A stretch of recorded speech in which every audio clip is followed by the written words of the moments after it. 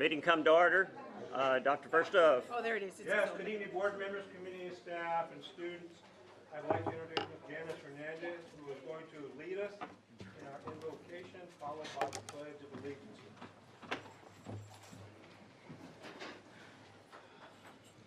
Lord, we are meeting today to conduct matters of business. Guide our hearts and our minds in the spirit of fairness, right thought, and speech. Impart your supreme wisdom upon our activities so that our affairs may reach a successful conclusion. Thank you for being our source of guidance today. Amen. Amen. I pledge allegiance to the flag of the United States of America and to the republic for which it stands, one nation, under God, indivisible, with liberty and justice for all.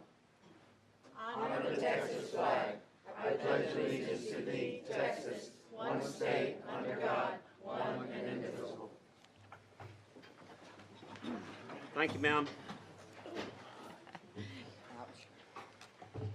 All right, the next thing on the agenda is recognitions.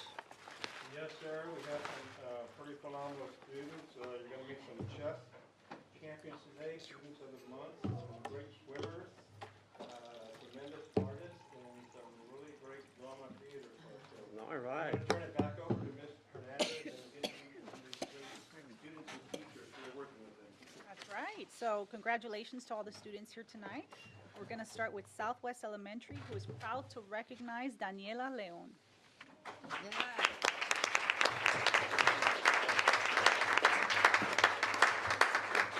Daniela is an honor roll student and is well respected by her teachers and peers. She has participated in our bilingual program and is a true biliterate, speaking, reading, and writing both English and Spanish. Daniela has received a medal for her work on Imagine Math and is a Verstuff Challenge Mario Kart champion. She was also chosen to attend the Toyota STEM program at UT Austin. Daniela also participates in the GT program. She is always willing to help others and is tutoring 2 of her cousins at home after school. Daniela is always looking for a challenge, especially in her favorite subject, math. We are honored to have Daniela represent Southwest Elementary. Keep up the great work. Look out, McNair. Here she I comes. have to get up and down so many times.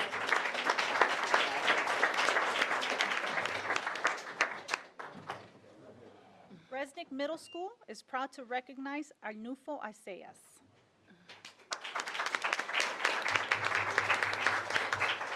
Arnulfo is an 8th grade student who participates in mariachi. He is an A student, a nominee for the National Junior Honor Society. He is also a member of the chess club. Arnulfo wants to be a mechanical engineer and would like to attend Harvard University. Arnulfo would like to be successful to be able to buy his parents a new home.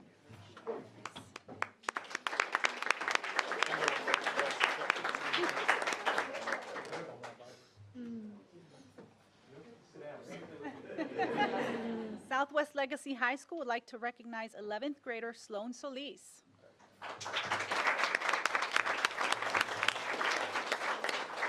Sloan's character, dedication, and her willingness to strive to better herself and represent the school well is what any parent, teacher, and administration would want of all students. We are so proud of Sloan for making history at Southwest Legacy High School, for being the first athlete and a female to advance in a varsity sport. She completed in swimming and advanced in district with 2nd place in breaststroke and 3rd place in individual medley. In regional finals, she competed as one of 16 top swimmers in breaststroke. She also earned all district recognition, AB honor roll recognition, and was designated as this year's MVP for the Legacy High School swimming team. We look forward to her future successes at Southwest Legacy High School as one of our most well-rounded students in academics, fine arts, and an athlete.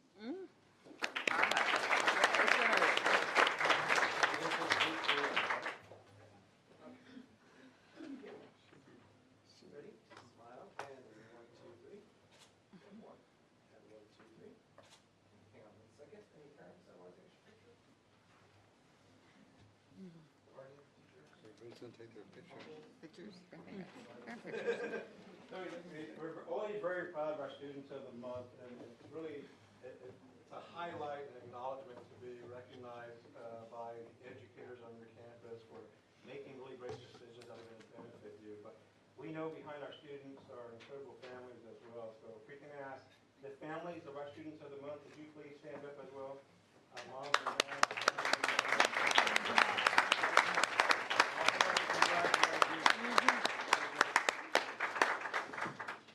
Also, the principals of these campuses, with our 3 principals, if you're here, this is how we take decisions.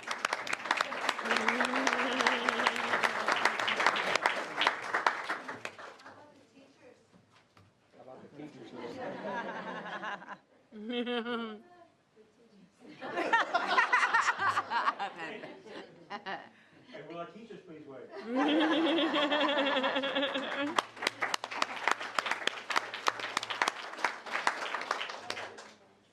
Okay, well, up next, we have the 2018 Region 6 Scholastic Chess Championship Tournament that was held for San Antonio, Austin, and all the surrounding areas and towns. Over 300 chess players came to McCullough Middle School for this regional tournament, in which Southwest ISD had the second largest showing of players from any school district, with 64 players from 1st grade to 8th grade. We are proud to announce our regional winners who received first place in their sections. Lauren Anguiano, who got first place from Big Country Elementary in the primary. Bravo.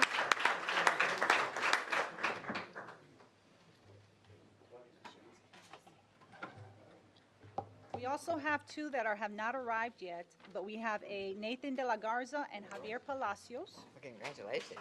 That's awesome. Congratulations. Big Country Elementary also took first place in the elementary reserve team and is coached by Audrey English Campa.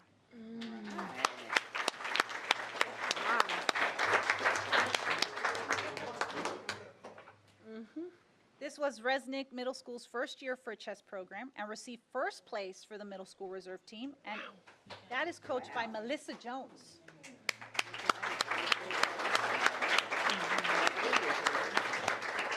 Accepting on behalf of the team is Andrew Moreno, Victor Hernandez, and Emma Batella. Y'all can please.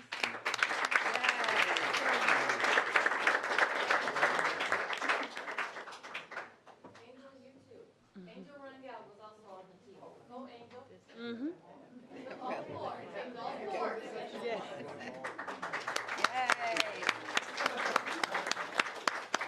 That's amazing.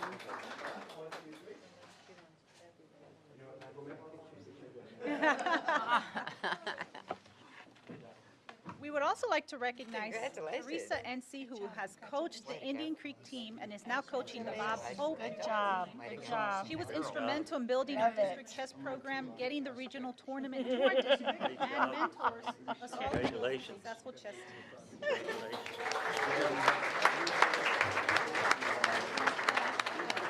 That's amazing. Good. Okay. Can we take this group? I love your, My I knees hurt. really like it.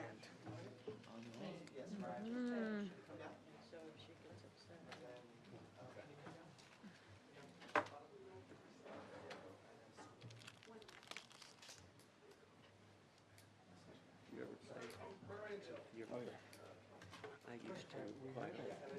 We had a team when the boys were at Big Country. I learned to play. I'm the only one standing. It's gonna be all hard until they taught me.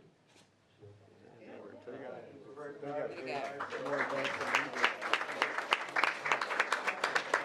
Couldn't even line up You've and never had an start playing opportunity to go anymore. to the chess tournaments, they're really quite unique, and it's a very serious environment. And to watch our youth, the training of their teachers, make their move, and then wait for the other person to make their move. You can tell that they're really applying that in chess. You don't plan your move, you plan the move after your move. And so it's great to have so many students. I know that Teresa Hensey's been part of this since the beginning here, and she has been a catalyst. I know that Mark Figueroa, Francis Barcinez, they've all been part of making sure this got off the ground, and it's got off the ground really well to have the second number of students at the tournament with 300 students total. Wow. Congratulations. Do we have any parents of our chess players in here?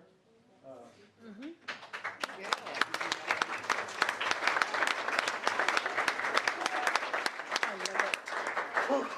And that's gonna, our chess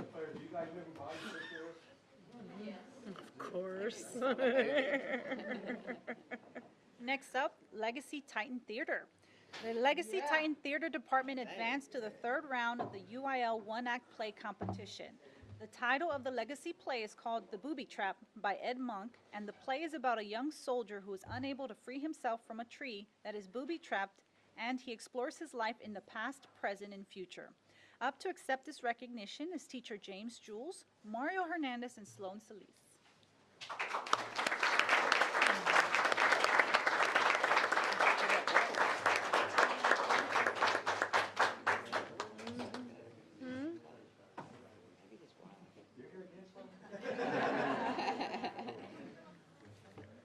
So cute. So we've been going to a lot of one-act plays in our district for many years, and I want to tell you, and I think Dr. Fay, she was also, went to the competition. We had a conversation, we both believe this is in the top 3 that we've ever seen. We're kind of over here a while. One in the top 3 we've ever seen. You guys, what a way to start off. I know your principal, Mr. Hare, is extremely proud, and so is your school community, but to go into the third round in year 1, I don't know what you're going to do in year 2. Take it. Did you want to say anything, Mr. George? I'm really proud. These 2 represent another 21 other students that also started off, and all of them hadn't participated in my play except for these 2, ironically enough. And so they all had their very first experience. Very proud of them. They went head first into the show and pulled it back. Very proud of them. Very good. That teacher. That's him, right? Yes, sir. Okay. Congratulations again. Congratulations. Good Yes, job. sir. Way to go. And up next, we have our Great VIA job. Art Student So winners. exciting. We want to congratulate Resnick student Ashley Reyes and UB2 for their winning entries in the Art in Transit program. Each student will be represented with a $500 check, and their work will be a permanent 3-panel display as a laser-cut metal windscreen for the Primo bus shelters along Zarzamora Street and Military Drive. Very exciting. If Ashley Reyes and UB2 could please stand up and come in. Big one.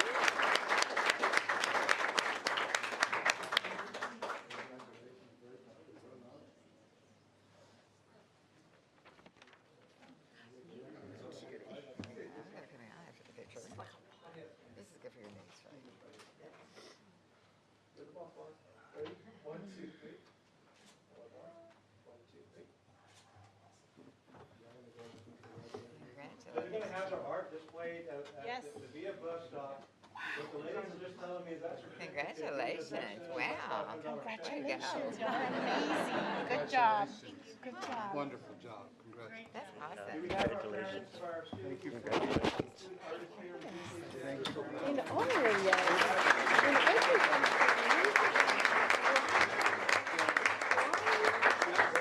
And in check. Yeah. That's crazy. It's like totally impressed.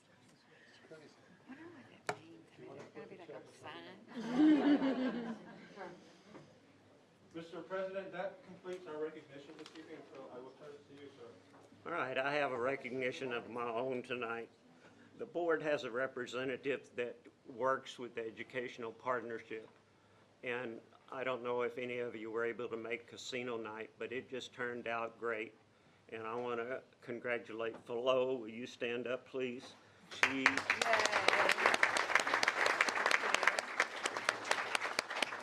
Flo has done a great job putting all that. I know she didn't do every little thing herself, but she was our representative, and she did a great job with everybody else putting that on.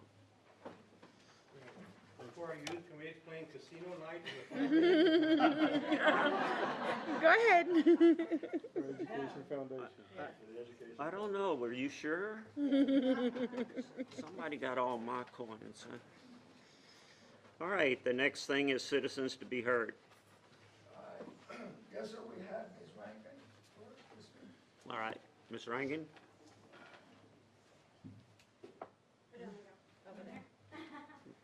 Okay. The reason I'm coming up to talk today, I had a concern regarding the, social media that is, I guess, going on regarding Southwest ISD.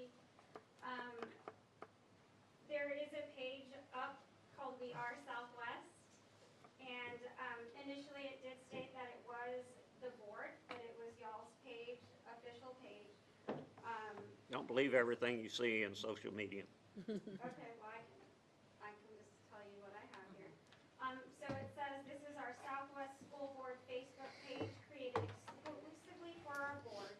We use Facebook to support our district and the students we serve. We are not affiliated to any official SWISD social media. So it states that you are the board We are.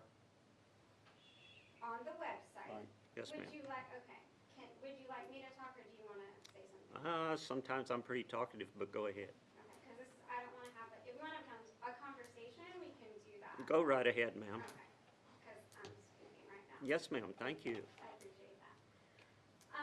So, it says it's not the school district page, school board page, but it is representing the school board, so it's very confusing as to what the page actually is. A little bit after that, there was, some updates to the SWISD, actual Southwest ISD page that now indicate that that is the only official page that Southwest ISD, monitors, or that it's the only one that's affiliated with Southwest ISD. So my concern regarding that is there is a page that is using We Are Southwest, and there are pictures on there that are pictures that are directly coming from the Southwest ISD internet, the website. And on this page, there's also pictures of children at schools and things like that, and that is, can be like a privacy issue. If this is not an official Southwest ISD page, there shouldn't be pictures posted of children at school during those events, or whatever it is that, whatever the page is. So it was an official page, it's not an official page. Whatever it is, it's a concern to myself that this page is out there and not affiliated with Southwest, but it is affiliated with Southwest because it's a page that's been used for a very long time. And so if it's not Southwest, then it needs to be looked into because there are pictures in our schools with our children in that, in those, at different events and things like that. But it's very clear if you read the post that it is the school board page. Okay. So if it is, and it's an official page, then it needs to be indicated as such, and if it's not, then it definitely needs to be looked into for the safety and privacy of our children. We shouldn't have pictures of being posted by people who are not their parents on that page. Thank you. Did you have anything else you'd like to add? No, you did pretty well. Thank you. You get an A tonight. Thank you. All right, going right along. Do we have anybody else? Yes, so we got Ms. Lewis from UT Teen Health. Yes, ma'am. I'll be really quick. I'm not sure if this works, but I'm just here today representing UT Teen Health. We're housed out of UC San Antonio. We've been in partnership with SWISD for a very long time, and we have brought our Fiesta medals today. So you guys have all received our 2018 Fiesta great. medals. UT Teen Health does have their own Fiesta medal. It is designed by one of our Youth Leadership Council members. Her name is Kat Weeks, and she's a senior at O'Connor High School. I'm proud to have five students from the Southwest School District on the YLC South Committee. So we're glad that Southwest is represented in the South Committee. We just want to say thank you on behalf of UT Teen Health. Thank you for all your support that you've given us throughout the years. Because of you guys' support, because of your partnership, we're able to bring students our evidence-based programs throughout the middle school, 9th grade, and high schools, both high schools. So on behalf of UT Teen Health, thank you so much for your partnership. Thank you.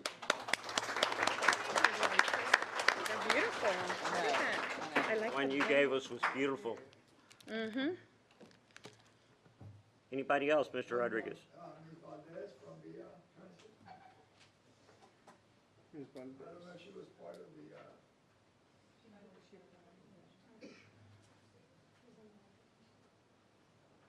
Was she outside?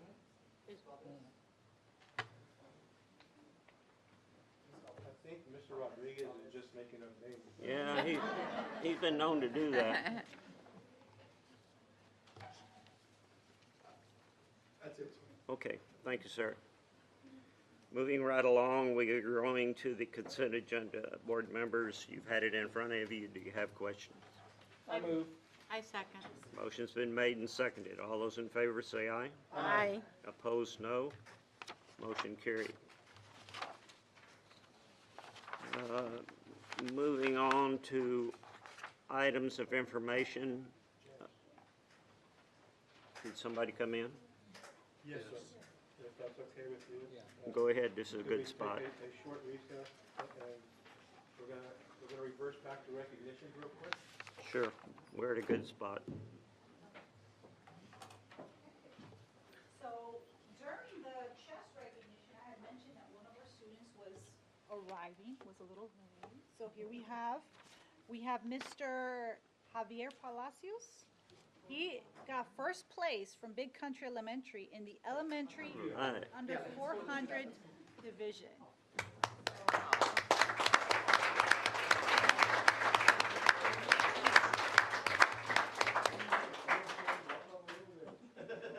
Oh, look at that.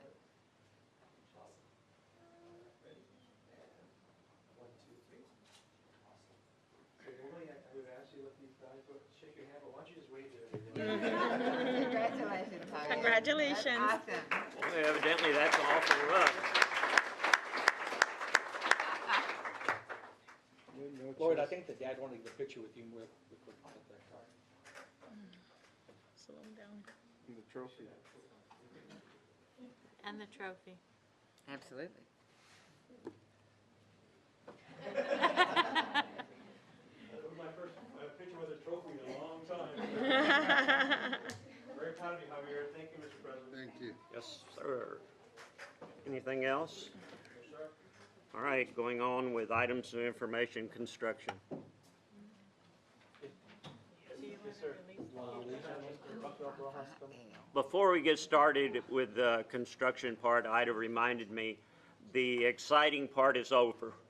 If some of you would like to slip out now, that's fine. We'll give you a minute or so.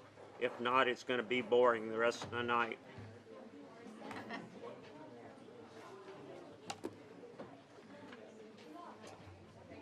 We're gonna go out and listen now.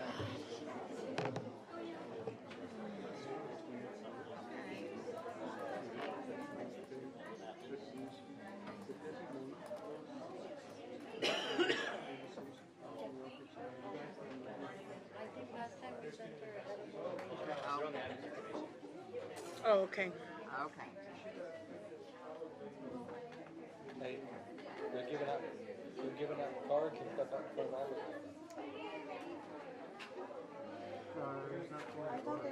Huh? Raphael. Like my foot wouldn't reach, I was trying to think about it. I kept going, shh. Well, that's getting warmed up. Can I go outside and talk to people when I want? I mean, they have to be out on the street. Now, as long as they're not. No, they have to be out in the middle of the street. James. James. No, but I'm saying, they need to go across the I street. know, but it's Now let's go okay. across. It's okay. They're just prove our case. Hey, microphones are on. Yeah, those boots were cute. That little outfit, though, I think they used that at another place. You're right.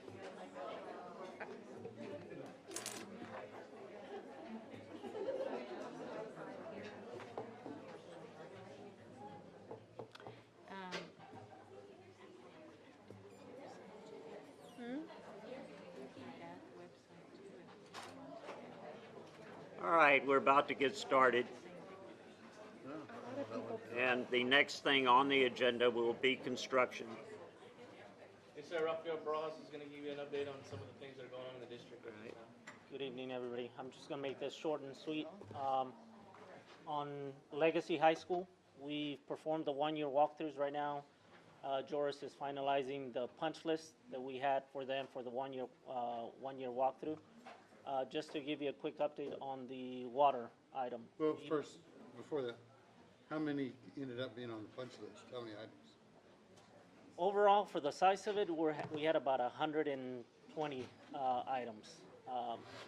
But those, about a third of those were expected. Landscaping items that needed to be removed for, like for example, the trees, all the stakes. Yeah. The irrigation needed to be reset after 1 year, so a lot of those we knew it was gonna happen, but overall, they've been doing a pretty good job out there, finalizing all the punch lists. How long do they have to complete the punch list? I think they have about 30 days. 30 days? Yes, sir. Okay, so you'll report back when they've completed? Yes. Okay, thank you. On the water item, we had a meeting with SAWS last Thursday, where Dr. Verstev, Brandon were there. I believe it was a pretty good and productive meeting. They've suggested and they've told us a couple of things to do that would potentially really fix our issue. So we're cost going money. about it on their recommendation. They felt very strongly that whatever they suggested was going to alleviate our problem. So we're playing ball and we're going along with their recommendation. Good. They've seen this in normal households and they've Yeah. made some recommendations, and they're gonna actually help us put in a, what is it, a backflow or Yes, so it's continuously run the water? Oh, to too? push it back? right. Correct. Yeah, okay, So it good. doesn't sit stagnant over Right. weekends and time. And that was installed Monday morning. Okay, We met the morning after, or the morning after to locate it. They came back on Monday and installed it, and it's been running. It ran last night for the first time, so. well, that's great. they're Keep us definitely advised, helping but us out. that's a good sign. Yes, sir. On Southwest High School Phase 2, we are working with contracts. We also had a meeting with admin just to give them a heads up on what's coming. We'll invite them regularly through our construction meetings. That way they're in the forefront of what's happening, if any issues, or just for them to be updated right on the spot and things don't get lost in translation. So, but once we're ready to kick off, we'll also let you guys know and give you an update on that. Going back to Legacy, there is a warranty period, is there not? We already completed our. We've already completed all the warranty, so it's, we own it. Yes. Okay. Okay, thank you. Any other questions? All right, the next thing is tax report. Yes, sir.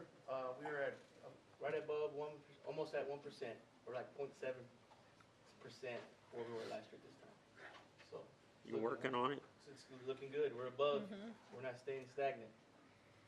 All right, the next thing, the financial investment gifts enrollment report. If you have questions, get with the administration on that. Enrollment, how has that looked? I know we still stagnant. Yes, sir, at this time right now. This is a time of the year where we have, because our enrollment fluctuates a little down. Usually it happens around this time. So it is what? I mean, plus or minus what, from what? I think right now we're sitting at 13,850, and we were like at 13,890 at snapshot. But that's our trend usually throughout the year for our enrollment to decrease, and then the next year it kind of goes back up. That's just it's steady, but overall we're still down where we were last year. Okay. Yeah, and I'm gonna say, it's all on our point of reference, that we are experiencing stagnant, and I think we're going to, in the future, we're gonna just less students, young students in the state of Texas. I'm gonna tell you, our neighbors that we know to just a little bit northeast of us are down 300. We're down 200, we're down 2,000. So, we're holding, and we're holding because of our increased enrollment in secondary. When we opened up Legacy, we saw 150 more students at the high school level. And so, you know, I think the more we're able to stand up programs, the more we're able to continue engaging our students into workforce path, into college path, that are taking our community. So, stagnant, we would normally be very upset, but when you take it in respect to what's going on around us, I'll take stagnant to that. Right. There have been many years where we thought a trend was starting and it was either up or down, only to find out it was just a blip. The worst mistake you can make is to not be cognizant of the changes that may occur very, very quickly here. And I think we can anticipate in the near future more subdivisions come in, et cetera, et cetera. So we have to get in a position where we are able to respond. Especially after what Ray Saldana said at that luncheon, that we're next for the big boom, so. Yeah, it'll look different in 5 years. Yeah. There'll be rooftops that we didn't think would be in our backyard for a couple of years. Yeah. And so you guys know, I actually had Brent Alexander, who does our demographer. Yes. I had him do this year's, and so he's gonna be able to report to us. We actually sat, me and Thomas with him last week and kind of did the initial draft. There's a couple other things he's looking into for us, but we should be able to bring that to the board and let him kind of go through what he's seeing and what they're seeing, and especially with development side. Right, great. All right, we don't have any purchases this month. They're over 50,000. Calendar of events, of course, everything this time of year, there's 3 or 4 things every day. Any questions on that? All right, the student ambassador, presentation. Yes, hello. As a committee member of the Marist Fitness Council tonight, I'd like to introduce you to Thank you, sir. all the student ambassadors. They'd like to use this platform as Thank you. Thank you, sir. highlight the service project that they've been working very hard on for the last year, although it's really been 3 years, and then also as a welcome and invitation to their 5K health fair, which will be on May 5th. So put your running shoes on and support them. Okay.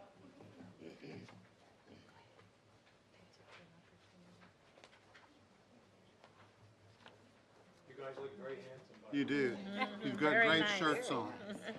Great shirts.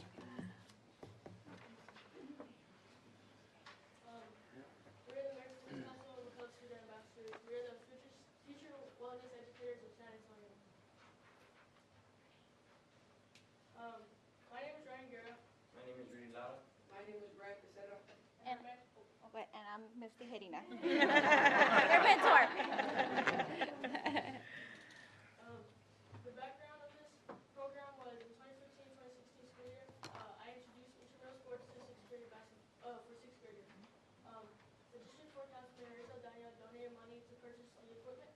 And in 2016-2017 school year, the McCullough Marist Fitness Council team expanded to 4 members.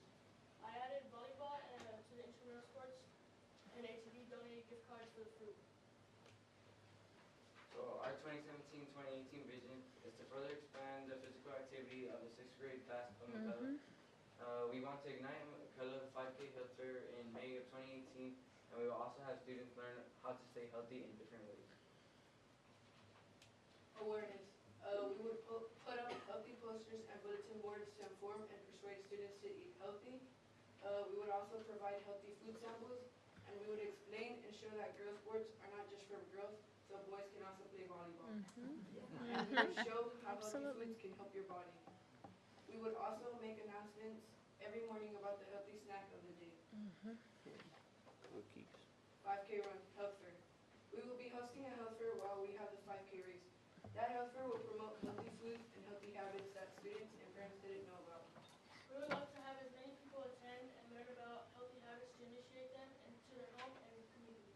You can visit our school website to register for the 5K run and make sure you spread the word. That's our intramurals.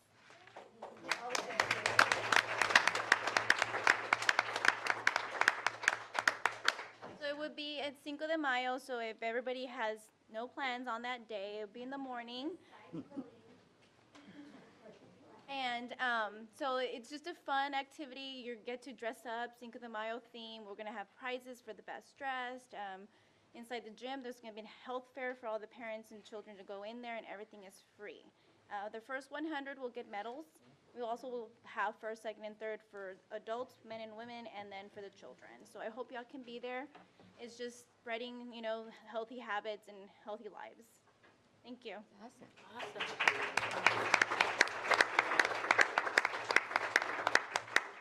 So as know your teacher's on board, and you guys know your teacher's a graduate of Southwest, correct? Is your principal on board?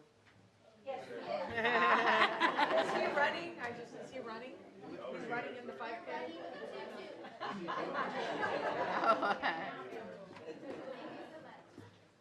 Thank you. All right, the TASB update. Good evening. Last you saw me on policy was 109 update, which came out of the 85th legislation.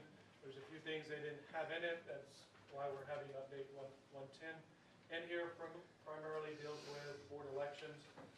Most of it is all legal changes, which we don't have much to say about. But in your packet, page 89, is the local policy that shows what we're changing. And before, we just had the bare bones of saying which board members were up for election or how many slots each year, saying which year those slots would come up. So the update on 109, on page 89 of the packet, what we're, as item of information, just lays out more groundwork for the current election and which two are up on every 3 years, then 2 more are up, and then 3 are up. So at this time, it's just an item of information of what changes TASB's recommending. Like I said, majority of it is legal updates. But if you have any questions. So that doesn't change, nothing does change. Nothing changes, it's just they changed the look of it, reorganization of it, and included a little bit more information on what we currently do on elections in the local policy. But if you have any questions, please contact me or Brandon in regards to it, because right now it's item of information, so we're open to any questions. If you go to our board policy right now, it'll give you the dates up to 2018.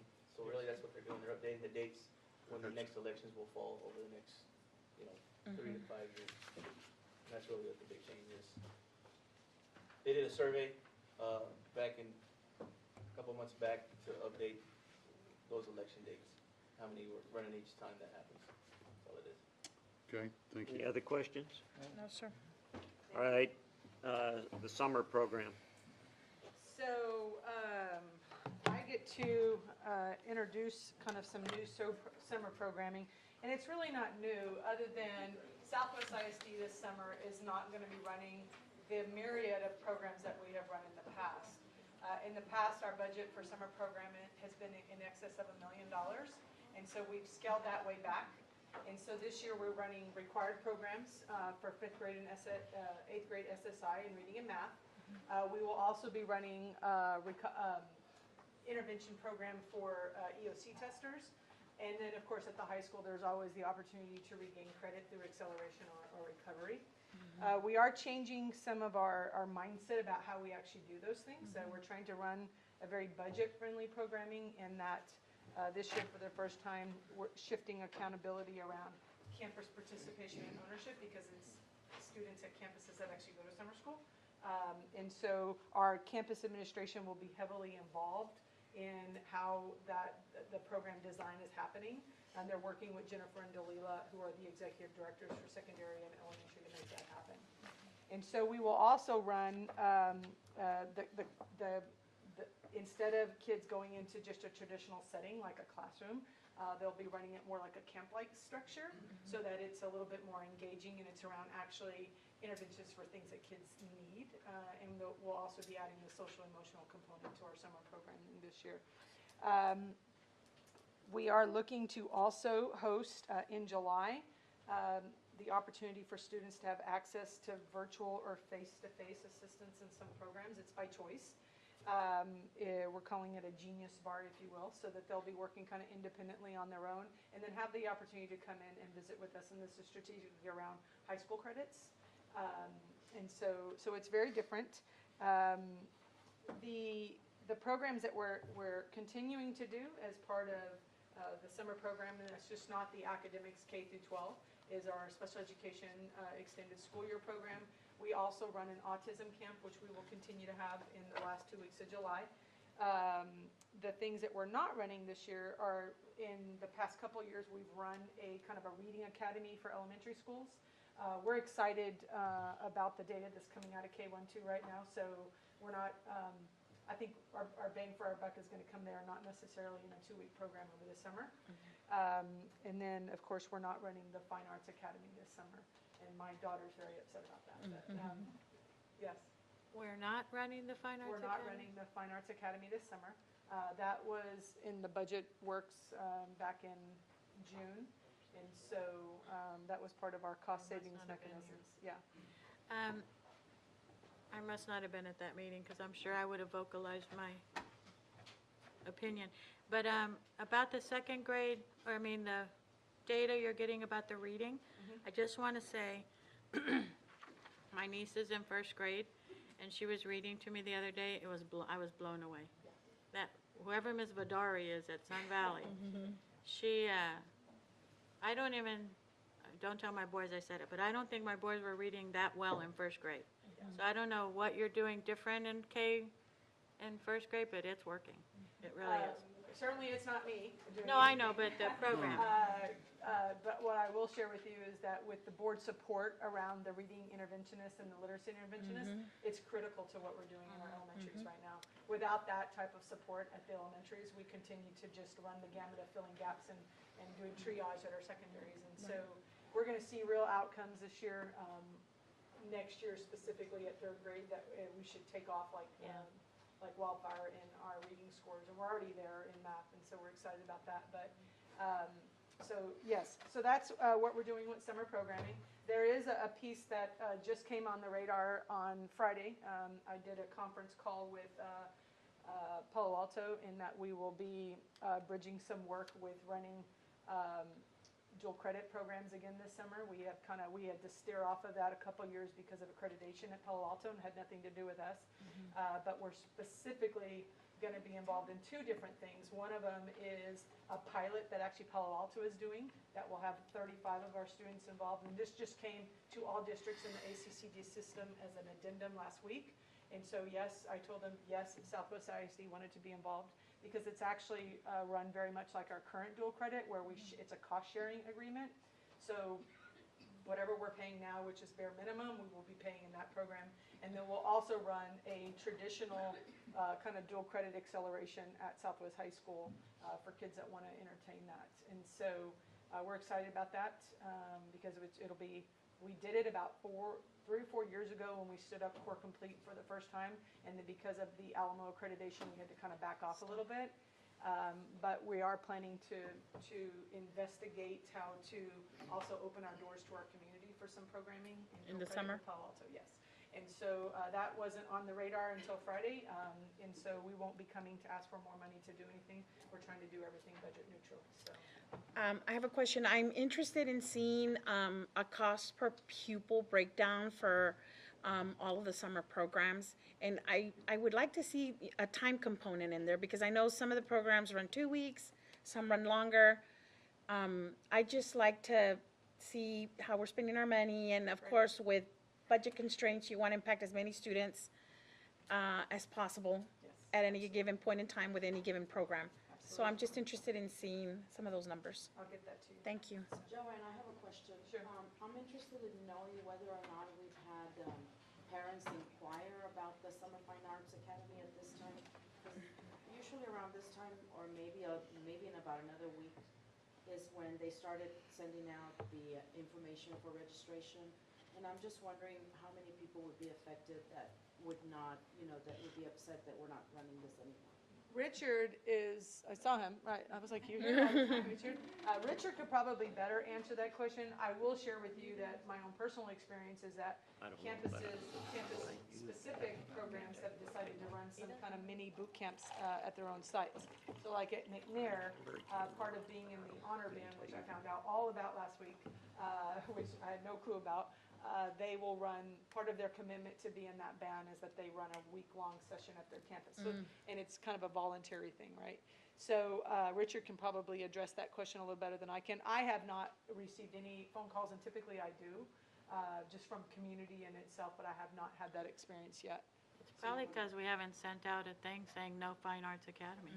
Correct. I mean, we haven't sent out anything saying it's not going to happen, but we have received a few calls, a couple of emails in regard to, when are the auditions going to be for this or that, and so forth.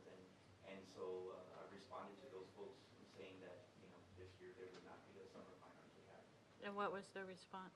And I actually via email, I didn't get a response after that. On the phone call,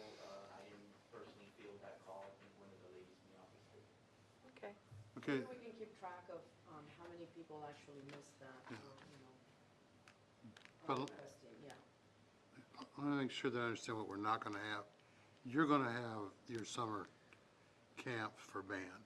Correct, So we're the not talking normal- about that. Correct, the normal, where the students come back in late July, early August for getting ready for summer band for high school, that will always occur because that happens as part of the foundation program of what they do.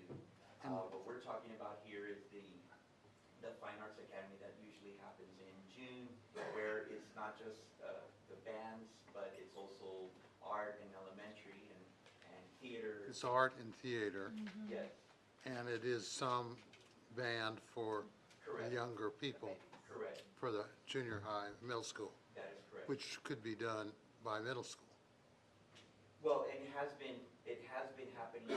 at the middle school. With middle school, Uh-huh. and middle school teaching happening during the academy, but it was funded through that academy. Uh-huh.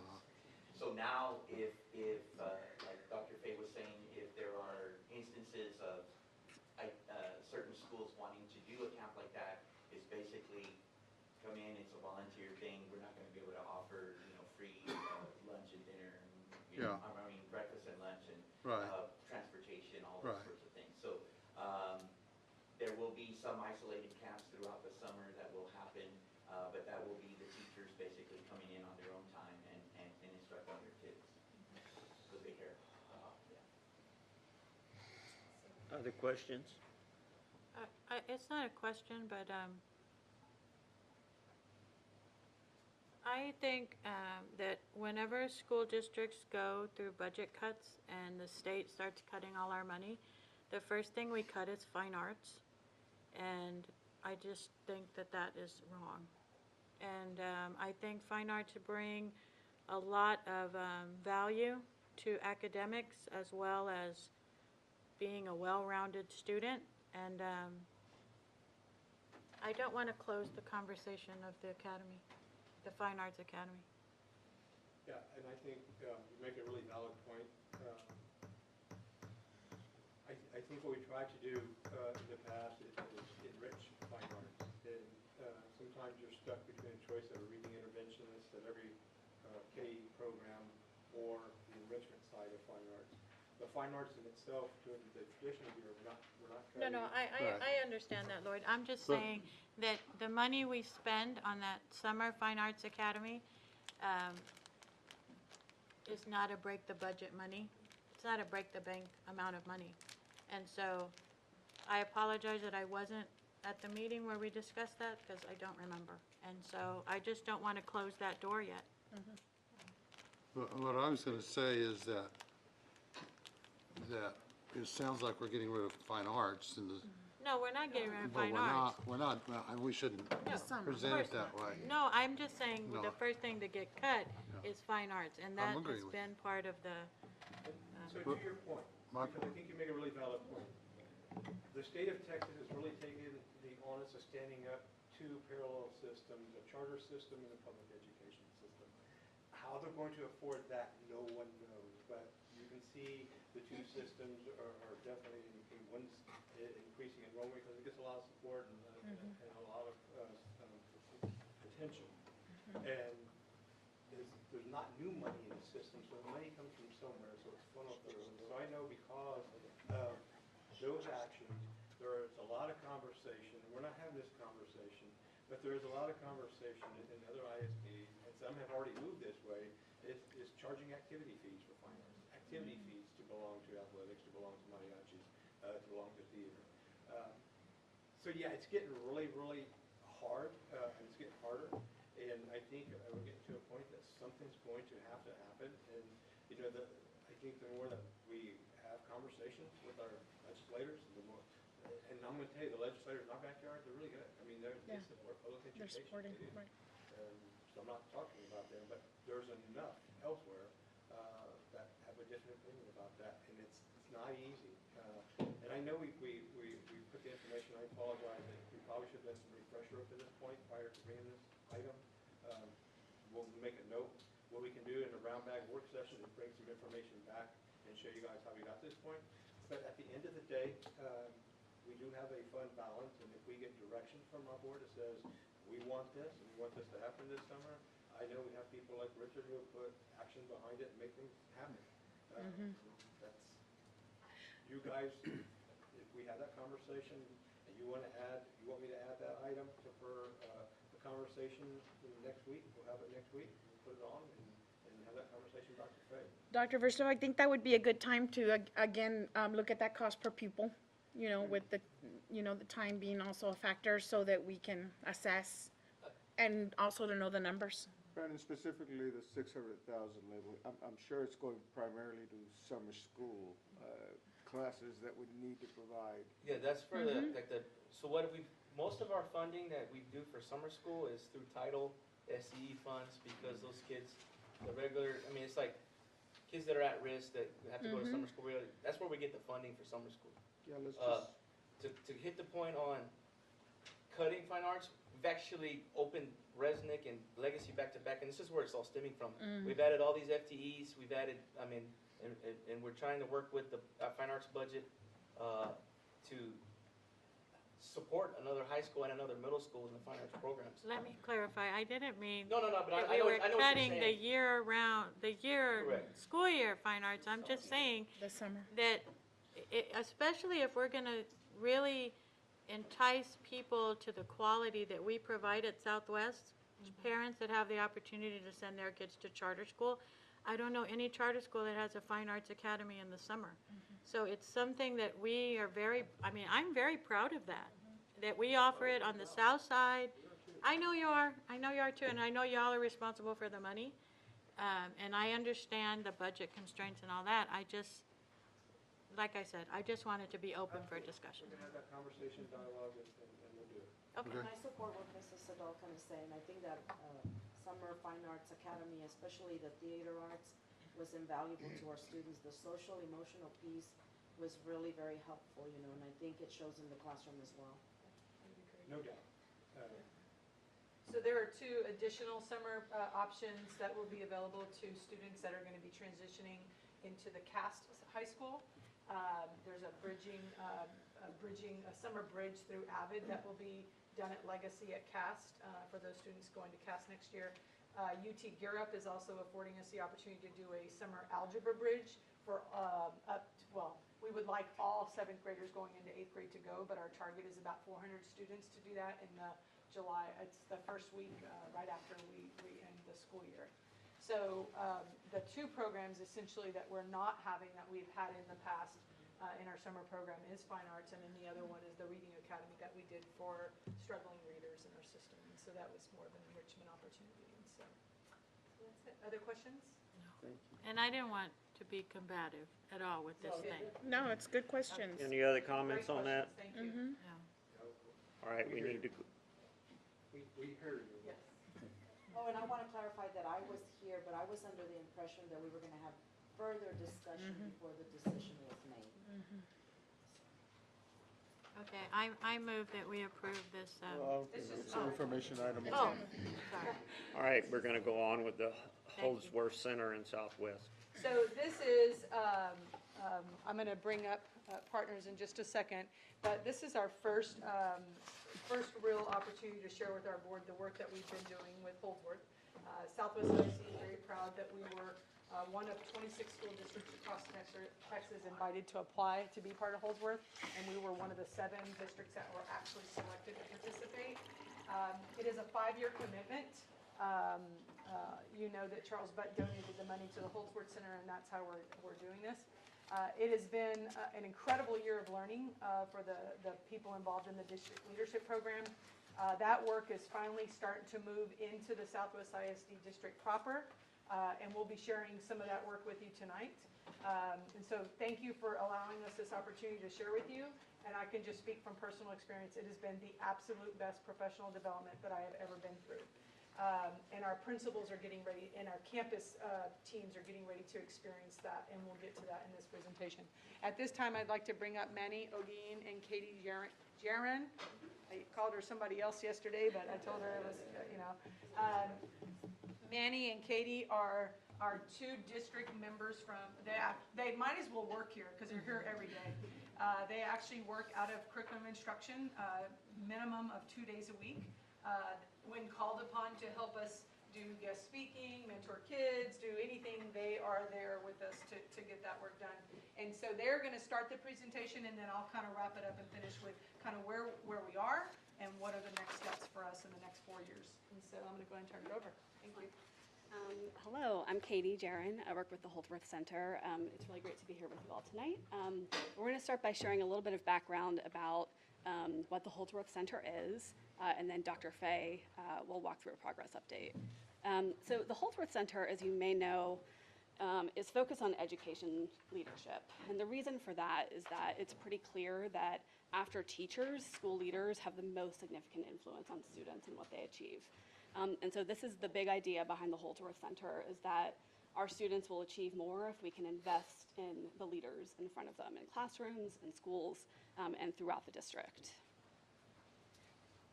And I think finding the best educational leaders, supporting them, developing, is a challenge for the whole state. So you can see the numbers here, almost 9,000 principals across Texas, over 1,000 superintendents.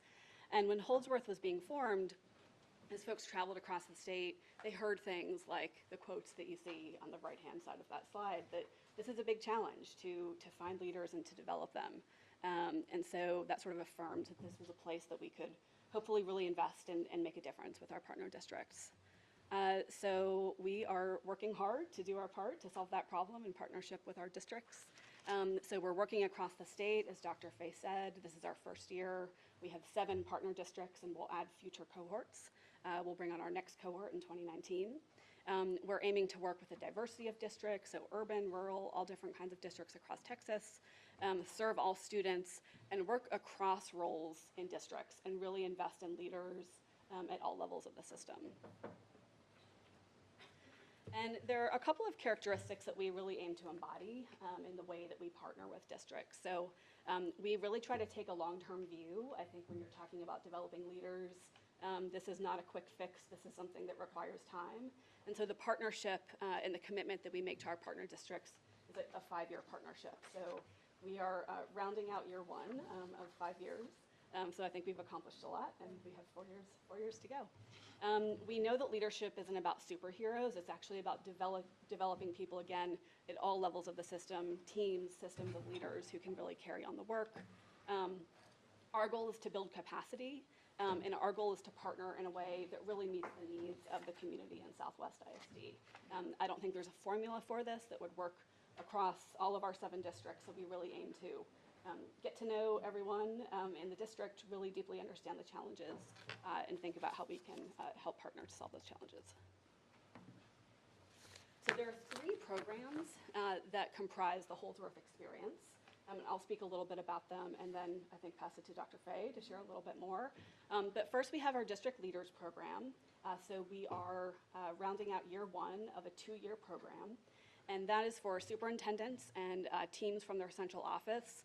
And the goal of the District Leaders Program is really to expose all of our participants to best-in-class leadership development systems, be they other education organizations, school districts, or organizations outside of education.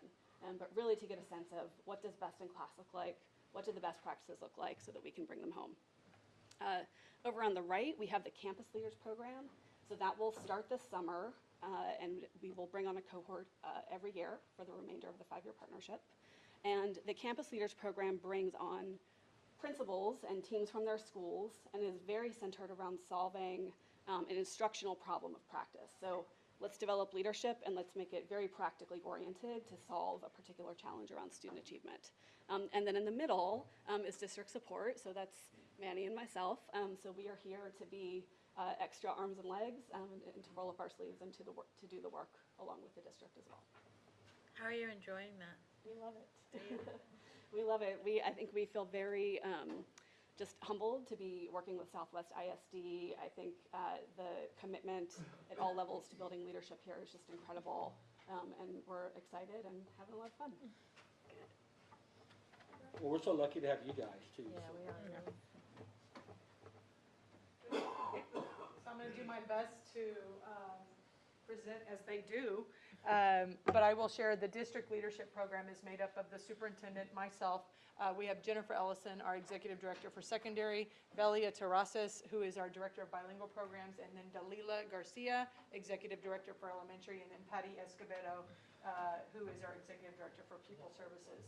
And so we have spent a lot of time together in the last year, up to 40 days away from district, where we have spent quality time learning from the best researchers that are out there from Stanford and Harvard, and we've looked at business systems as well. So we have studied the HEB system, which is really exciting for us because I think once we went there, everybody wanted to work at HEB.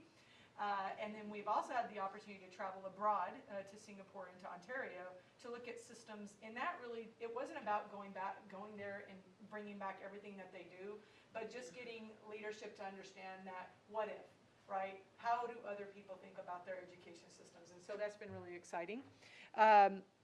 So this is about a critical mass of leaders throughout the system, where we share experiences and common vision now, right? It's not just about what one person wants in the system or not at a silo at a campus happening anymore.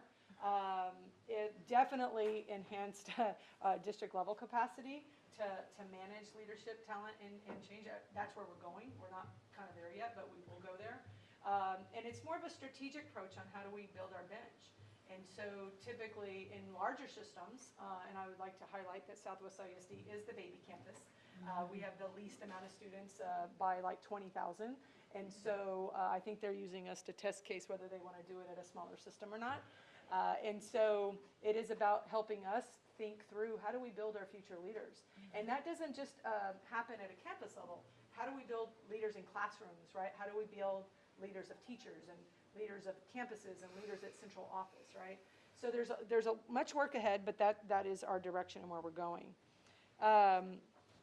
So these are kind of our little agenda items, but one of the things that we're looking to do is align systems and structures, and this is a graphic, right? That we have memorized in our head because it's everywhere when we're training, and now it's pretty much everywhere in our system. And so, and I believe in the next slide we'll see, but one of the highlights of the program is that they did a district-wide survey of about 500 internal employees that responded. And so we got some baseline data, and some of it was really, really good, and some of it was very, very eye-opening, and we're excited about the work that goes into changing some of those things. So district culture, I think we can all be proud of, is we have a very familial culture, and we should be proud of that, because that is not something that you see in every other district. And I think I could highlight that probably Katie and Manny, when they walk into our system, that's what they feel, is that we are all connected for the best interest of our students, all the way from the superintendents to our board, to our classrooms, to our custodians that are providing that type of service. It is very much all about what's in our community and how do we make that better. I'm sure I'll forget some things here, but so we did, I already mentioned, we did visit Singapore. We visited HEB. Oh, it's just, there we go. Sorry, guys. We visited Singapore. We visited HEB. We visited Ontario. And while those trips were exciting, I think the best learning came from the people that we shared those trips with, the other 6 districts in the state of Texas that are also doing great work across. But we got to see how other systems align their leadership systems and their leadership definitions, and how they run an organization, which is very different and it's very different across the whole state of Texas. And what I love about Holsworth is that they're not coming in and telling us you have to do this. They're helping us learn about best practice, first in class best practice, and then they're helping us shape the work around that to how do we move the system so we're aligning our work to best practice now. So it's been exciting. Can I hit this little bar for it just to go? Like, I'm not sure. Mine does the same. Oh, way to go, Manny. What did you do? See, all kinds of support. Okay, there you go. Okay, there you go. And so it's been exciting. So this is kind of a timeline, if you will. Obviously, the district leadership program will extend for those on the DLP through next year. It's less time next year, which is exciting for us, but still time. Where we get lots of support from this group, which is awesome. And then next year, and actually we've already begun the process, is we're rolling out our first campus leadership program, where we will bring on principals and their teams into the work, which they will get the almost identical same training that we have gone through. The great thing about what's happening with the campus leadership program is it's not just general specific to district, but they bring with it and you heard Katie speak to it, is that their work is around something problem specific to their campus. Just like what's being allowed at the district level, where we don't have to do what PSJ is doing or Arlington, but our campuses that are applying to be part of this program can work on something that is a critical need in their campus, so that we're aligning leadership around that work. So it's going to be really exciting work. So this year, we're bringing on 2 campuses. We have 10 seats, if you will. In the following year, we'll bring on 2 more campuses. And then the following year, 2 more, and then so forth. So roughly, the goal of Holdsworth is to have 50% of all campuses represented in the work of learning around Holdsworth. Now, what happens to the other 50% is the work that we're doing internally is now filtering through the whole system, right? So it's not like only a specific people are going to be using what we're learning, but it's going to be infiltrated through our whole system, and you'll see some of that work in just a second. So the campus leadership program, obviously, I already talked about, centered around a problem of practice, but it will cover the same things that we've been covering. Personal leadership, which y'all know that we've just raved about Hitendra Wadhwa out of Columbia University, who now we've had twice in our training, so it's been phenomenal. I think he knows Lloyd by first name, which is crazy. Change leadership, effective teams, and aligned systems and structures. So they will be doing all that learning as we have. They won't be doing it alongside of us, which is great. They'll be learning with other districts across the state of Texas. So it's going to be a really phenomenal experience. I'm just going to skip through this one because I think it's, I already addressed all that, sorry. We don't have to memorize this, do we? I did, sorry. So during that 2-year program, campuses will grow capacity, advance toward their goals around their problem practice, and learn from world-class experts, just as the superintendent has, I have, and everybody else that's involved has. And so on the flip side, what are we bringing back to the district? And you heard in our last brown bag that we are bringing some of those world-class experts to the Southwest ISD system to do some of the same training. So we're not waiting for next step there. We find value in what some of those experts can provide to us, and so we're bringing it. So it's going to be exciting. It'll add capacity and capability. The team will have dedicated time and space to apply new tools to a problem of practice. And the team will learn from best-in-class organizations and leaders. And so as we have learned from Hitendra, who is phenomenal, I feel like I should meditate right now, they will get to learn how to do that. And so the second part, the campus leadership program is one thing that we're working on as a district. The second piece is working on the district-wide leadership definition. And so before we began this work, you could ask just about everybody in the system, what is your definition of leadership? And every single one of them would have given you something different, right? And so we have spent an inordinate amount of time developing this. It has not just been with us, and so I'll get into that work. But at the bottom of this house, the leadership definition has been a foundational piece that we've been working on, and it's considered an enabler, right? Without this, we can't go to the last part up there, which is excellent equitable outcomes for students, which is typically where we go as educators almost immediately without any consideration of what happens between. And so we're building that solid foundation right now so that we can have this really beautiful house that we're going to put our kids in and help grow them to greatness. And so here we go. It's identifying what leadership actually means to the district is the first step, and we have been through an entire process there. These are the teams that first it started with the survey that went to over 500 people, and I believe we had almost a 90% return that teachers and administrators actually invested time because it was a pretty lengthy survey. It's made up of the advisory committee, and I'll get into that.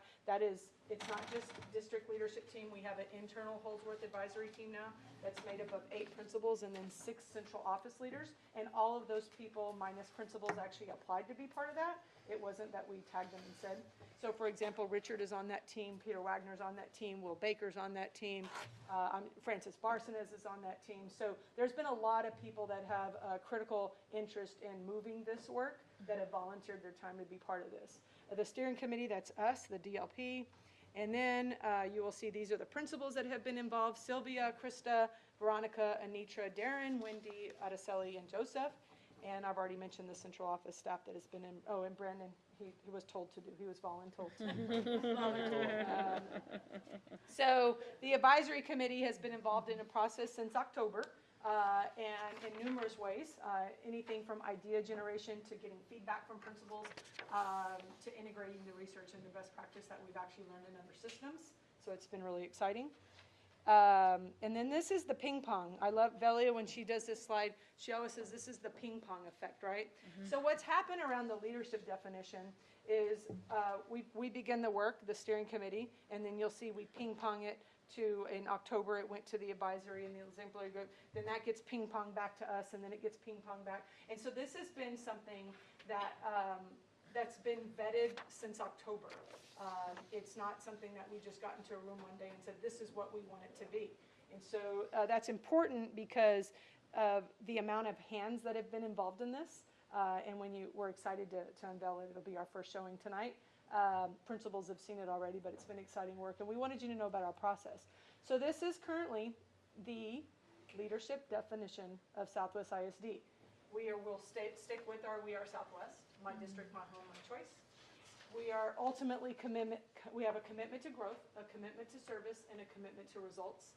And underneath that, what you'll see is not attributes, but what we mean when we say that. And that We Are Southwest phrase, I can tell you where we were sitting when we started talking about what does it mean when someone says that in our district, right? Because it does mean different things to different people. And so this now, for leadership, is what that means. We constantly seek best practice. We're self-aware and empathetic, operate with integrity, and we're optimistic and resilient. From the commitments to service and effectively communicates, cultivates and empowers leaders, and I know I'm working on that with my team. Partners with our community, that's a very important part, and builds trusting relationships, and that's a critical piece. I know that Dr. Kell Robin, when she'll come, she'll be talking specifically about that. And commitment to results, builds a vision of success, data-driven, plans, executes, and reflects. That's the first time that I've ever seen execute in any one of our plans, and I think that coaches, we talk about that a lot. It's like, we have all these great plans, and but we don't execute. And that is critical, that it wasn't Joanne Fay sitting in a room or Brandon saying that, is that this was developed by everybody in the system. Innovates and drives change and ensures equity. And so that currently is the leadership definition of Southwest ISD. What are we going to do with that? So that's where we are. You'll see that's the broad definition. The next step is to apply that by roles. So specifically, we will be looking at that definition as it applies to a principal, a director, a teacher, and we will map out what that actually means. We're going to be using some of the same work that the United Way has done, which is that's kind of a system that has been modeled out across the country, and I believe highlighted, right? That's a United Way, YMCA. Yeah, sorry, not United Way. Anyway, and then where we're headed is to basically use that definition to align all of our systems. And so it's exciting work. So this is the third thing that we're working on. Is we are working with Holdsworth, and this has been fast and furious, you'll hear more about this later, is that we're looking at creating our first ever teacher leadership role in the system. We're going to be doing this work at our middle schools. Lots of people throw around things like academic coaches, master teachers, et cetera, et cetera. We're tagging ours with something a little different. It's going to be called the multi-classroom leader. And that's basically the leader of teachers, which is led by teachers. And so one of the things that's going to happen is we will pilot this next year. We presented to senior staff this morning. But we will pilot this by a grassroots movement from our middle school principals at our middle schools, because that's where we have the most critical need to lead teachers. And so, bottom line, this is a model proven to increase student achievement. We are going to be following the protocols that are developed by Opportunity Culture, which is a big program out in the North Carolina area. Harlandale system actually uses this. We were introduced a couple years ago, and at the middle school where they use it, Terra Wells, they've had 7 distinctions every year, and certainly we want to have that for our community as well. And so essentially what it will be is we will have 4 multi-classroom leaders. We will have 1 per content in every single one of our campuses, and it will be a budget neutral decision. And so we haven't been able to do that work on our own. That has actually come because we have a lot of support and legwork being done by the district support team from Holdsworth. So thanks you so much. And Jennifer and her principals at the middle schools have been working pretty much late at night to make sure that the work happens. So this is all that work. And so that's where we are with Holdsworth. Questions, concerns? Can you please repeat that? Yes. I start from scratch. It is the best training that I've ever had. Yeah, it's a lot to take in.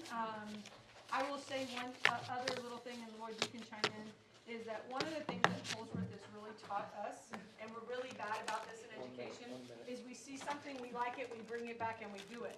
And then we wonder why it doesn't ever go anywhere. So every time we've done a visit, Singapore, HEB, Ontario, another district, we've all sat together, oh, we should do this and we should do this, and then Holdsworth's like, simmer down, take your time, this has to be right. Because if we can't get the foundation right, then we can't move anything else in the system. And that has been really hard for people like me, and people like Jen and Velia and Dalila and Patty and Lloyd. It's like, why can't we? And so without their support and telling us no, we would have brought probably a whole myriad of things that we would not even be executing to this day. And so, other comments, concerns? Along that same line, one of the things this approach does is it prevents us from having about 10 different change initiatives going on at the same time. Is what you're saying.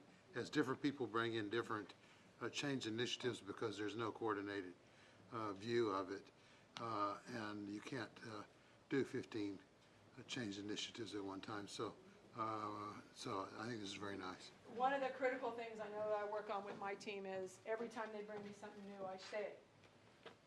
What are the principles on it?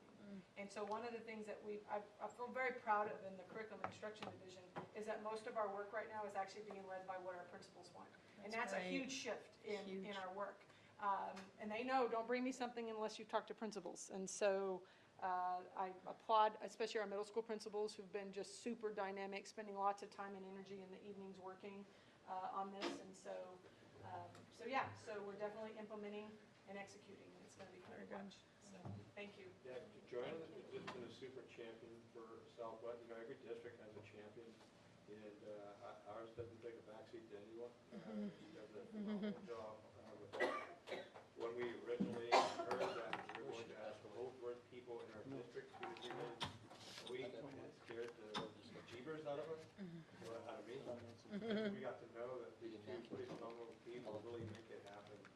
Well, I'd like to also say and compliment Joanne for the leadership that she's presented in this thing. And it's hard for me to think of a middle school basketball coach can do all what she's done, but she's done an amazing job. Thank you.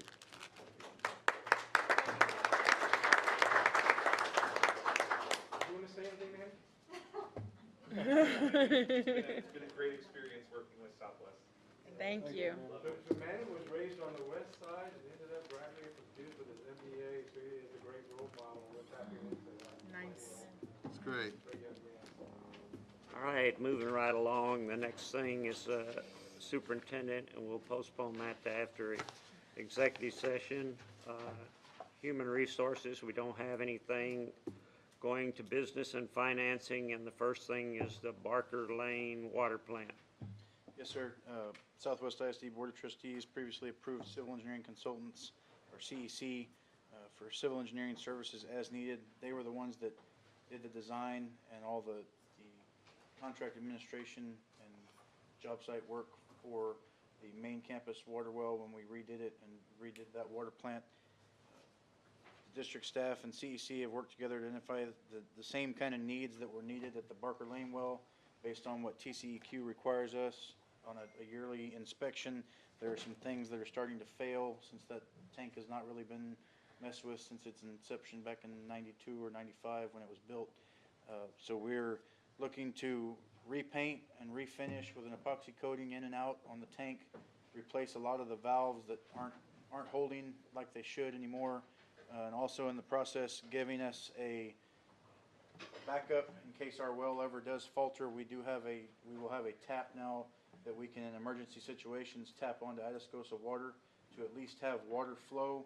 We would have to have a fire watch just because they cannot provide the pressure we need, but we would at least have restrooms and drinking water and things like that where school could still function.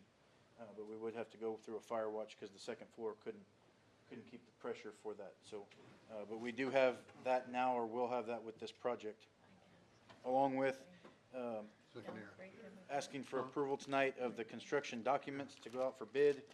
We are also bringing to you that we are going to use request for competitive sealed proposal, which we feel is going to give the district the best value. The selection criteria is 25 points for relative experience, current and past performance, 20 points for project management ability, 5 for subcontractors and suppliers, and 50 for the price and financial stability. The construction cost for this project is approximately $350,000, and this cost will be funded by the 2012 bond funds. So it was in the 2012 bond funds. It won't be coming from there. This is on Barker Lane by McNair Yes, ma'am. and Creek. From the district staff, we call it the Barker Lane well, even though it feeds McNair and Elm Creek. Yeah. Okay. So the fire watch people have to be there all the time, or? If we ever had to come to that where our well wasn't there, the standpipe provides the pressure we need. So it's 120 feet in the air and it has 250,000 gallons of water, and that holds the pressure that we need for that fire rating. If that were ever offline, like it's going to be during the renovation, I see. We won't be able to have students in the building without having a fire watch. Okay. So during the summer, it won't be an issue because it's just going to be mainly principal and custodians, so that fire marshal usually lets us go. The principal don't need a fire watch there. Well, and don't get me wrong, Thomas is gonna go over there. the fire alarm system still works, so if there is a fire, everyone will be notified to get out. Okay, good. It's just if there is a fire on the second floor, we may not have the coverage we need for fire sprinkler to stop the fire. You did not mean they were expendable. I did not. So the recommendation tonight is the board approve construction documents and procurement method for the Barker Lane water plant renovation project. I move. Second. Motion's been made and seconded. All those in favor say aye. Aye. Opposed, no. Motion carried. Going to item B, the wage scale for the construction process. Good evening again. So the district is required to update the wage scale for construction projects every 3 years. We're upon that deadline. What we have done is we've called several districts in our surroundings with the same size as us, and we averaged the scale per trade, and you'll see that attached on the back of the board background. Again, this will not. Probably is important to point out, we're talking about a minimum wage scale. This is not what they're going to necessarily what they're going to pay, but they have to pay at least this amount. Right. So this wage scale will not affect anything that has been approved or any construction projects, but it will be updated to any projects going forward, like Mr. Kruger just presented. Our recommendation is that the board approve the new updated wage scale for construction projects for use on all future construction projects. I move. I second. Motion's been made and seconded. All those in favor say aye. Aye. Opposed, no. Motion carried. Driver's ed.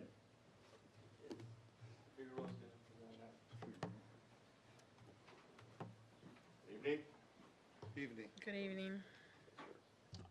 As some of you may know, Country Roads Driving School closed last fall, so we don't have anyone near us to provide after-hours driver education instruction for our kids. We've been approached by Roads Driving School off Ellison Drive, and they've proposed to us a plan. They've asked us to use a Southwest High School classroom to provide after-hours driving instruction to our students. And as part of the agreement, we've asked them to make sure that our classes are comprised of at least 90% of our kids, and that we get an additional discount off of that rate, their normal rate, which is 13% off or $50 of their normal rate. Rhodes Driving School provide properly licensed instructors with required endorsements to teach a course. They'll follow TEA requirements to teach the course. We're asking that they have the proper insurance and bonding to teach the course and take the kids driving on district property. And in addition, we're requiring all instructors to go through fingerprinting for background through DPS. TA allows school districts to contract with driver education school districts for site usage to provide driver education instruction.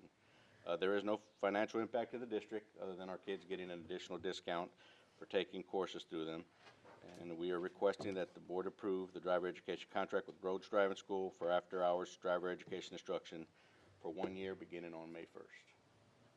Questions? Yeah, does Coach Marsh get to? You want me to put that in the contract? Yeah, if he wants to work there, that has to be in the contract. I don't know if Coach Morris is doing it anymore. I don't know. I don't know, but he taught all of our kids, this whole district. You too. My kid too. And my kid. We're asking, does he come with the room? Yeah. He's working the projector. Okay, you can do that. All right, we need a motion. I move. I second. Motion's been made and seconded. All those in favor say aye. Aye. Opposed, no. Motion carried. The AT&T. Yes, sir. I got Mr. Martinez here. He's going to talk a little bit about the issues we've been having with our internet provider. So the issue is a DDoS, right? Distributed denial attack. What's that? To tell them what DDoS is. Right. Well, let me just read this. Distributed denial of service attacks are used to overwhelm websites and networks by flooding them with unsolicited network traffic. Russians did it. The source of the traffic is distributed throughout the globe from computers infected with malware and programs called bots. A successful DDoS attack will prevent users from getting access to the internet, right? Tell me that, right? Protection from attacks like these can best be mitigated from the cloud before the traffic reaches our network. Recently, we experienced several incidents which prevented internet access for all users. So AT&T offers a service that continuously monitors and redirects any suspicious DDoS type of traffic before it reaches us. The size of AT&T's available bandwidth allows them to still handle that type of attack because they have space available to do that with. Whereas ours is 2 gigs that we have get flooded real quick, and there's nothing we can do but just sit and wait for them to stop. Right? So the price for that is it's $40,000 a year. It's a 3-year contract that we're trying to get into. The total cost for that contract is $121,140 for the 3 years. So what we're recommending is that the board approve AT&T 36-month contract for the prevention of these types of DDoS attacks. Brandon? We've been having these on a daily basis, almost at the same time. We had some issues when we're doing some practice testing, and so we really wanted to get on ahead of the game and make sure this doesn't happen during real testing. And so this is really kind of a critical and emergency type situation. And unfortunately for us, there's nothing on our side that we can do about it. We need this, and most school districts have this with AT&T. It's unfortunate that when you ask for internet service, you seem like they would protect you, but that's not happening. So there's a fee for this, and so and that's what we're recommending it because it's a need. Not necessarily we agree with paying it, but we don't really have an option. Right. Brandon, does this have to go out for bid or not has to? We actually have a contract with AT&T as a provider through their E-rates, and this contract is basically because of the yearly. It would be we call it the component purchase because we buy our internet service from AT&T. This is adding to that service. Since we don't have, we couldn't go out and have somebody else do this for us through AT&T. Because we've already bidded out AT&T as our internet provider. Yeah, and so this is kind of like adding to a component we've already bidded out. That's where we're able to do this. If there was another solution for us to go out and have somebody watch AT&T on their side, we would bid it out, but nobody's going to do that. And that's why we have to move forward with this. So you found this out through a number of investigations when the internet, our infrastructure basically either collapsed, below to a point of functionality. So you guys started investigating. We can see on our firewall all the traffic that's trying to get through. We stop it right at the firewall so it doesn't get into our servers. But that doesn't help the fact that it's just flooding the network and nobody else can get out. But we see it there, all kinds of IP addresses from all over the place. Bombarding us. And through your investigation, you also found out the other ISPs at AT&T already have this.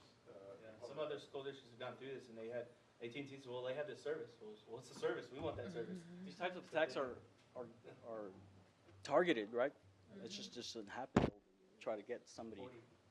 And the bad thing is that anybody can do it. Any other questions? Have you ever heard of Palmer Technology? They Palmer work with a Technology? little school district over behind the airport. I just wonder if you ever No, I never have. reach out to them maybe to see. Sure. I reached out to some. Mostly, they don't do enterprise networks like ours. It's mostly like protection websites and web servers.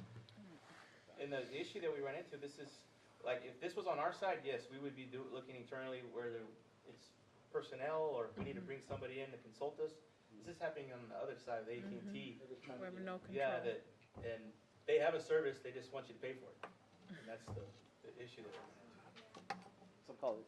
Other comments? I move. Second. Motion's been made and seconded. All those in favor say aye. Aye. Opposed, no. Motion carried. All right, curriculum and instruction materials that we need to purchase. Yes, this is another exciting opportunity to hear from curriculum instruction tonight. And Lisa Bolte leads this charge for us, and so she's going to go ahead and present. Okay, good evening. Good evening. This evening, we're requesting that the board approve the adoption of instructional materials for pre-K5 ELAR, K8 Science, 9 through 12 Fine Arts, K5 Social Studies, and materials we need for the increase and needs for CAS STEM. So we're requesting the authority to purchase an estimated $488,000 in instructional materials for the upcoming school year, and this fund would come from the instructional materials allotment fund provided from the state. Questions? Need a motion? I move. I second. Motion's been made and seconded. All those in favor say aye. Aye. Opposed, no. Motion carried. Mr. Superintendent, you usually have one more thing or two more things or something, sir? I have a few things, sir. So at your place is I see a brochure for the May 25th Alamo City Elephant Car Race. It's a calendar. But I just want you to mark that day. It's a very special day, a lot of excitement. I think you guys may have heard the race at the luncheon. We're getting more people excited. There are people looking to come from outside the city. This is something that's been really driven by Southwest ISD and supported by Toyota Manufacturing to get other ISDs and other high schools involved. So it's a really exciting event. And this is also April of the year where we have a school board trustee board election. And so this is where we introduce the people who are running for those positions. So we have 3 at-large positions that will be up for the election here in May. And we have 5 people who are running for those, 3 incumbents and 2 people from our community. I'd like to introduce them. And when I introduce you, if you could please stand up. And we have Ms. Flo Burnell.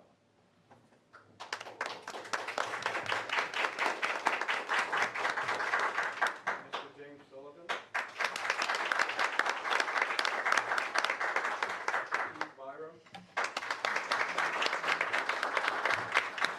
We have from our community, Ms. Gloria Rankin. Mr. Peter Burnell. So those are the folks who'll be running the election. The actual election day is May the 5th. There's early voting from 8 a.m. to 4:30, April 23rd, 25th, 26th, and 30th. 8 to 6 p.m. on April the 24th, and 8 to 6 p.m. on May the 1st, with the election day 7 a.m. to 7 p.m. on May the 5th. So I want to make sure that we did those introductions and got that information out there. The other information we have is the the middle school One Act Play Festival. I saw the One Act Play, I thought that was high school. Thank you. Thank you. Thursday, April 19th, it is at Southwest High School from 12:30 to 4:30 p.m. Richard, that'll be all four middle schools? Going back to that? Yes, sir. We'll be in training. I didn't hear you say, excuse me, I didn't hear you say It's on during the, the day, Sylvester. on the early voting. I'm back to the early voting. I'm a little bit behind to you. Did you say the 27th, which is a Friday? Or is it Battle of Flowers and you're not doing it? 23, 25, 26, and 30. April 24th, May 1st, those are the early voting dates. I believe that date that you're referring to is probably a local holiday in San Antonio. It is. That's why it's not on there. Okay. Thank you. Also, Southwest ISD Elementary Arts Show, Thursday, April 19th. That's at 5 p.m. at Southwest High School. Southwest High School will be rocking on the 19th. A lot of elementary students. Very good. A reminder on that same day, we have our Senate Bill 1566 Team of 8 training at Region 20. That is from 6 to 9 p.m. So we can catch them a little hard. When is that? Some will be a little late. Thursday. Oh, Thursday. This Thursday? And the Olympic Fiesta, which is a bona fide recognized fiesta, San Antonio Fiesta event at the Spring Sports Complex, beginning at 8:30 a.m. And just a note that we're going to ask, because the great Holdsworth presentation, to move the July board meeting from the 17th to the 24th, because some of us will be out at Holdsworth training on July 17th. And so I just want to put a pin there. We'll give you the information. You need a tardy slip? Sure. Need a tardy slip? It looks like you need an absence. Okay, so this board training on Thursday is for all of us. We have to go. This is the opportunity that if we go as a group of 8, that we will get the 1566 update, and we will also qualify for the Team of 8 training. And both are required. And can you, just one more time, the early voting date? It's usually Monday through Friday, and Monday through Friday, and then it's the following, and Saturday, so Monday through Saturday, and then the following week, it's what days? Monday and Tuesday? This Monday. I don't know the dates, because this is on the district website. When you open Okay. it up, it's available there. I can cross-reference the days of the week while we're in session. I don't know what days of the week that is. Well, Friday is the 27th, and we don't do it on Friday because there is a Battle of Flowers holiday or something like that. Now, It's different times. There's some late evenings for folks who work. Okay. We'll make you a copy of it. Right. I'll make everyone a copy. okay. But it is on the website that they can see. Okay, all right, Okay, well, if somebody's going Thursday from this area, I'll go with them. okay. Me too. That's my one thing, sir. Hey, you're at 12 right now, you want to go for 13? All right, under Texas Government Code 551.001-551.146, we go into executive session.